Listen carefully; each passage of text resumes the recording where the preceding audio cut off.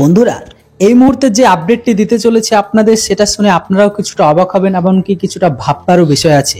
খবর এখন এটাই যে বিএসএফ জওয়ানকে বাংলাদেশে নিয়ে গেল গরু পাচারকারী, আটক বিজেপির হাতে, পরে দিল তারা মুক্তি। হ্যাঁ বন্ধুরা, ঠিক এমনটাই খবর বেরিয়ে আসছে ওই পার থেকে। চলুন আপনাদের বিস্তারিত জানাই। জিরো লাইন এলাকায় কয়েকজন সন্দেহভাজনকে জিজ্ঞাসা করার জন্য এগিয়ে যায় ভারতের সীমান্তরক্ষী বাহিনী বিএসএফ। আর সেই মুহূর্তে ওই নিরস্ত্র বিএসএফ জওয়ানকে অপহরণের কায়দায় বাংলাদেশের ভূখণ্ডে নিয়ে যায় গরু পাচারকারীরা। ধাওয়া করায় বিএসএফ জওয়ানকে বাংলাদেশে তুলে নিয়ে গেলে গরু পাচারকারীরা এরপর তাকে আটক করে বিজিবি। পরে অবশ্য তাকে মুক্তি দেওয়া হয়েছে বিজিবির তরফ থেকে। এই ঘটনাটি মঙ্গলবার দিন ঘটে যায় নদিয়া ভারত বাংলাদেশ সীমান্তের প্রধান পিলার 434 নম্বর সাব পিলার 6 এলাকায়। জানা গিয়েছে গরুসহ সীমান্ত পেরিয়ে বাংলাদেশে ফেরার চেষ্টা করছিল কয়েকজন অনুপ্রবেশকারী।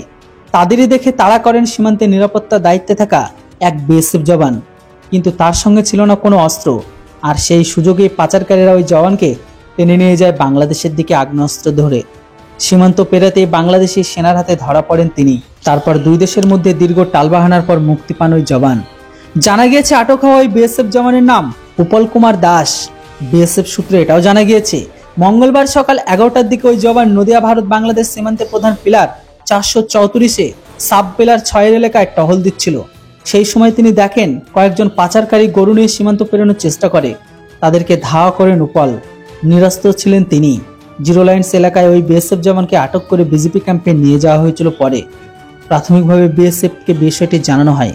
বিএসএফ এর পক্ষ থেকে জানানো হয় জিরো লাইন্স এলাকায় কয়েকজন সন্দেহভাজন জিজ্ঞাসাবাদের জন্য তিনি এগিয়ে যেতেই ওই নিরস্ত্র বিএসএফ জওয়ানকে আগ্নেয়াস্ত্র ধরে অপহরণকারীরা তাদের কায়দায় বাংলাদেশের ভূখণ্ডে নিয়ে যায় পাচারকারীরা। পরে বিজেপির হাতে তুলে দেওয়া হয় তাদেরকে। বিজেপির সূত্রের দাবি, মঙ্গলবার ঠাকুরগাঁওয়ের বিরল সীমান্তে অবৈধ পারাপারের অভিযোগে এক বিএসএফ জওয়ানকে আটক করা হয়। দাবি ও পাল্টা দাবির মাধ্যমে জওয়ানের হস্তান্তর প্রক্রিয়া বিলম্বিত হয়। দফায় দফায় বৈঠকের কোনো শর্ত ছাড়াই উপলকে ভারতে ফেরানো হয়েছে।